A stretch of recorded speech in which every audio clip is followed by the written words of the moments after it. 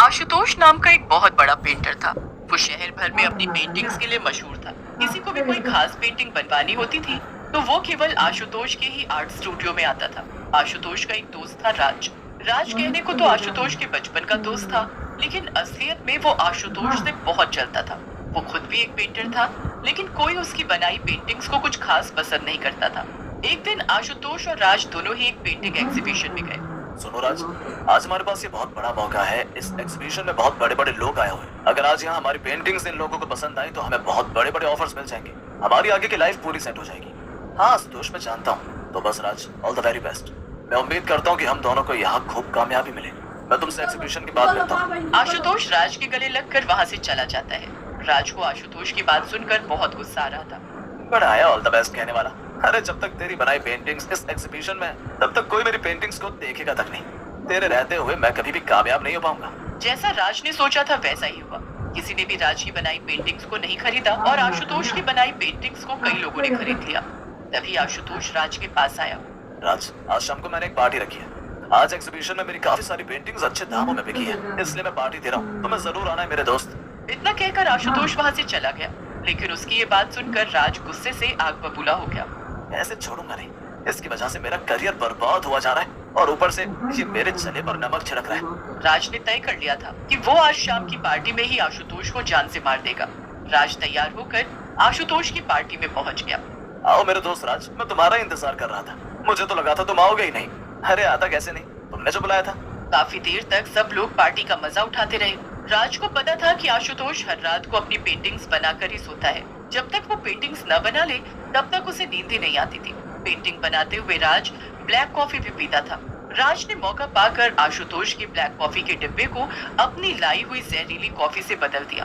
Party खत्म हो गई और सब अपने अपने घर चले गए। काफी अच्छी पार्टी थी और मैं भी काफी थक गया हूँ, लेकिन अभी मुझे अपनी पेंटिंग भी बनानी है। चलो जल्दी से चलता हूँ। आशुतोष कॉफी पीते हुए पेंटिंग बना रहा था और उसे वही नींद आ गई। जहर की वजह से सोते सोते ही आशुतोष की जान चली गई और वो एक भूत बन गया।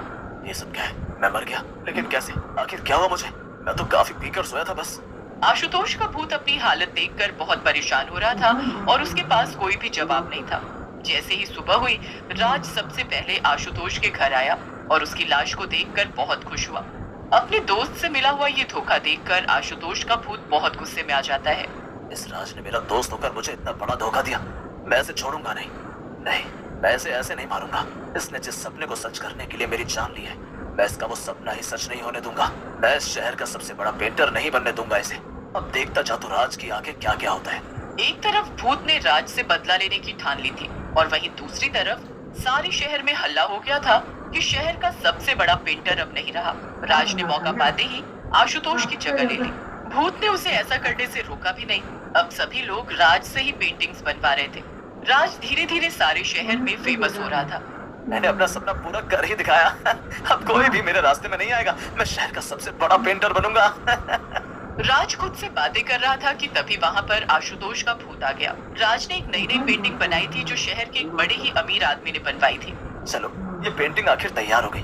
अब इसे जल्दी से मिस्टर मेहरा को भिजवा देता हूँ। मुझे पूरा यकीन है कि वो इसको देखकर काफी खुश हो जाएंगे और मेरी किस्मत बदल जाएगी।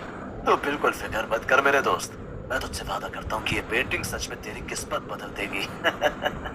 इतना कहकर आशुतोष का भूत उस पेंटिंग में घुस जाता है और राज पेंटिंग को मिस्टर मेहरा के घर भिजवा देता है। मिस्टर मेहरा पेंटिंग को देखकर काफी खुश होते हैं और उसे अपने बेडरूम में लगा देते हैं। काफी रात हो जाती है और मिस्टर मेहरा सोने जा रहे थे। वाह, क्या खूबसूरत पेंटिंग है। मन करता है कि बस इसे निहारता ही रहूं। तभी पेंटिंग के अंदर से एक हाथ निकल कर आता है और मिस्टर मेहरा का गला पकड़ लेता है। बचाओ बचाओ, ये क्या हो रहा है? इस पेंटिंग ने तो मेरा गला पकड़ लिया है। बचाओ मुझे। अरे कोई बचाओ, ये कौन है?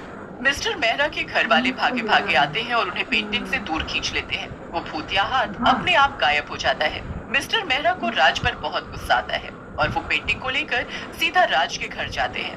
वो पेंटिंग को राज के सामने पटक देते हैं। अरे अरे, क्या हुआ आपको? आप ये क्या कर रहे हैं? अभी तक तो भगवान की कृपा से कुछ भी नहीं हुआ है, लेकिन हाँ, आज होने वाला था।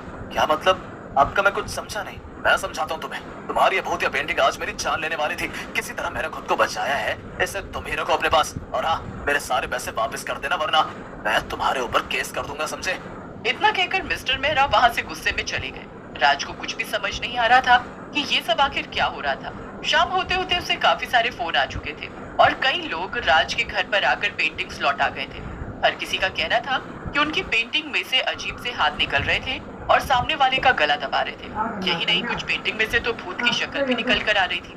पूरे शहर में ये बात आग की तरह फैल गई थी कि राज की बनाई हुई पेंटिंग्स भूतिया है। आखिर ये सब हो क्या रहा है? ये कौन है जो मेरी पेंटिंग्स को भूतिया साबित करने में लगा हुआ है? नहीं, कुछ ना कुछ तो गड़बड़ जरूर है। मुझे पता लगाना ही होगा, ऐसे तो मेरा करियर शुरू होने से पहले ही खत्म हो जाएगा। नहीं, मैंने बहुत मेहनत करके ये मुकाम हासिल किया है, मैं ऐसे सब कुछ बर्बाद नहीं होने दूंगा। राज भागा भागा अपने कमरे में जाता है जहाँ उसकी बनाई सभी पेंटिंग्स रखी हुई थी। राज एक एक पेंटिंग को छूकर देखने लगा। उसे सब पेंटिंग्स एकदम सही लग रही थी। राज ये सब सोचते सोचते एक पेंटिंग के ठीक सामने जाकर खड़ा हो गया कि तभी पेंटिंग के अंदर से भूत का हाथ बाहर आया और उसने राज का गला पकड़ लिया। ये क्या? ये तो सच में कोई भूत है जो मेरी पेंटिंग्स के अंदर घुसा हुआ है। बाप रे बाप, बचाओ, कोई बचाओ मुझे। राज अपना गला छुड़ाने की कोशिश में लगा हुआ था, लेकिन भूत ने उसका गला बहुत जोर से पकड़ कर रखा था। भूत ने राज को धक्का दिया और वो बहुत दूर जाकर गिर गया। मर गया रे। कौन हो तुम? क्यों मेरे पीछे पड़े हो? आखिर मैंने क्या बिगाड़ा है तुम्हारा? सामने आओ मेरे, कौन हो तुम?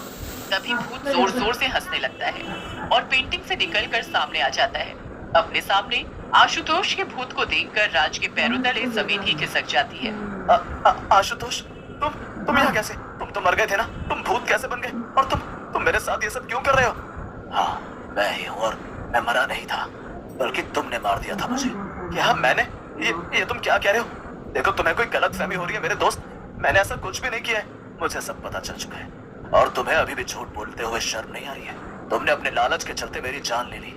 आज मैं तुम्हारी वजह से भटक रहा हूँ और इस सब के बाद भी तुम मुझे दोस्त कहते हो। भूत की बात सुनकर राज बहुत डर गया। उसे समझ आ गया था कि अब झूठ बोलने का कोई फायदा नहीं है। मुझे माफ कर दो, मुझसे गलती हो गई।